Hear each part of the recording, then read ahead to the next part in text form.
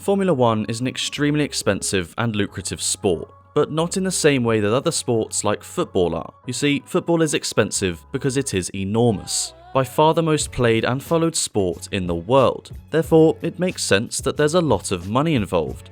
But Formula One is expensive for a different reason. It is very exclusive, or concentrated if that makes sense.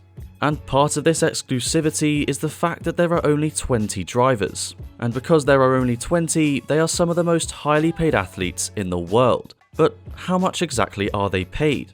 Well, in this video, I'll dive into exactly that, and break down each driver's salary based on the current season, and explain a little bit why they are paid so much. Well, before I dive into the numbers, let me just explain the different ways a Formula One driver can earn money. And it's pretty simple. There are three main ways they get paid. You get a salary, bonuses, and sponsor deals, or endorsements. The salary is a lump sum payment either monthly or annually, depending on the contract, which is paid from the team directly to the driver.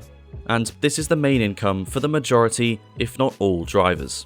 Then you have bonuses, which are payments from the team to the driver based on their performances. This can either come in the form of a race win bonus, point scoring bonus, or, of course, a bonus if you win the title.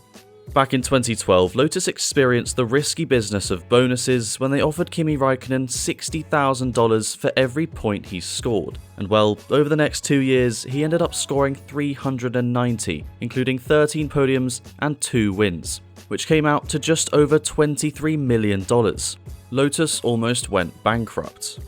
Now, that's one example of when bonuses exceed the salary, but it is quite rare. And so the final income source is sponsorships or endorsements. Now, these are different to both salaries and bonuses because they are not paid out by the team. Instead, they are paid by the brand or company that the driver is representing. One great example of this is Lewis Hamilton's endorsement with clothing brand Tommy Hilfiger, who he works very closely with and in return receives some cash. Much like bonuses, these make up a smaller part of the total driver income. And some drivers will earn more through endorsements if they are more successful. For example, Lewis Hamilton versus Nicholas Latifi. Right, now enough of the explaining, you guys came to see some big numbers, so let's dive into it. Well, bringing up the rear for Haas is Nikita Mazepin and Mick Schumacher, and both these guys are paid the same, $1 million. Moving to Williams, it's exactly the same as well, with both George Russell and Nicholas Latifi receiving $1 million.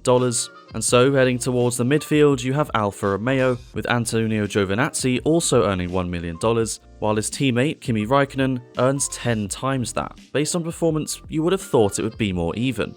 But besides, let's take a look at AlphaTauri. Race winner Pierre Gasly cashes in at $5 million a year, while his rookie teammate Yuki Tsunoda takes home the lowest of the bunch at $500,000. Hardly pocket change though, is it? But moving towards Alpine, here are where the big numbers come in. You've got Esteban Ocon taking home the same as Gasly at $5 million, but his teammate Fernando Alonso earns an eye-watering $20 million, which is the third highest in the sport. I guess it does just show experience can be priceless. Now, moving to the brand new team, Aston Martin, you've got Sebastian Vettel and Lance Stroll. Now, based on Alpine, you would assume Vettel would be paid more, and you'd be right, with Vettel taking home $15 million compared to Stroll's 10. Interestingly, both McLaren and Ferrari actually spend less than Aston Martin in total. At Ferrari, Leclerc receives $12 million to Carlos's 10, while at McLaren, despite arguably being the better driver at the moment, Lando only earns $5 million. Which is a third of what Ricciardo is paid. But moving to the top two teams of Red Bull and Mercedes, it's a whole nother kettle of fish. Starting with Red Bull, Sergio Perez is paid a relatively humble amount of $8 million, but that's because they pay his teammate Max Verstappen $25 million, which puts him second overall and, funnily enough, makes him the highest paid athlete in the whole of the Netherlands.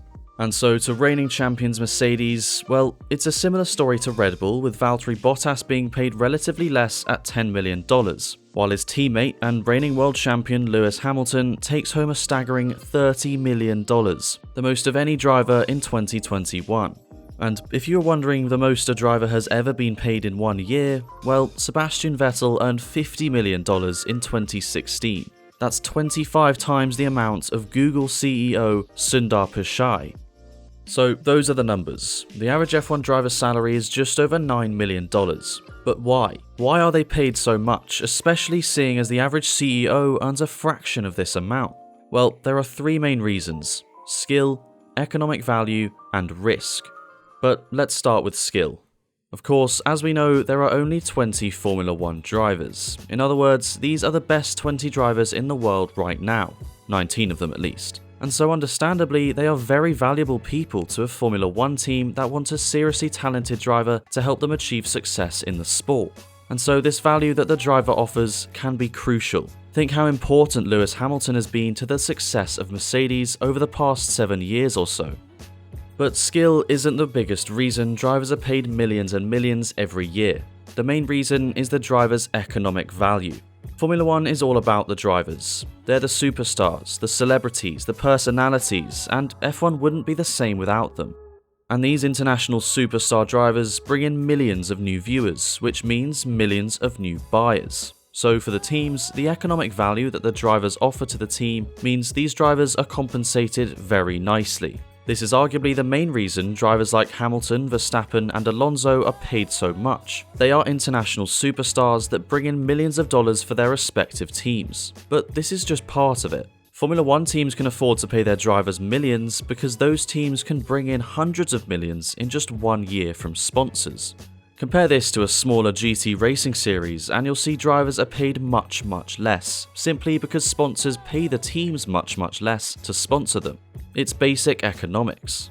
But this isn't everything. A part of why drivers are paid so much is the risk they face whenever they jump in the cockpit. Obviously, while Formula 1 has become massively safer in the past few decades, there is still an undeniable risk. And that Romain Grosjean incident is just one example of this. Therefore, it seems very fair to compensate the drivers for putting their lives at risk at every race, qualifying, practice, and test. But as I mentioned, this is a more subtle reason why drivers are paid more, because there is no economic value you can place on the risk. So there you have it. That is how much money Formula 1 drivers earn. Compared to other sports, the best F1 drivers are some of the highest paid athletes in the world, with Lewis Hamilton coming in at 12th, and that's after he took his pay cut from $40 million. Were you surprised at how much they earn, or did you expect them to earn a bit more? I'd love to hear what you think, so leave your opinion in the comments section below. And as always, make sure to like, subscribe, and smash that notification bell to be reminded of any new videos.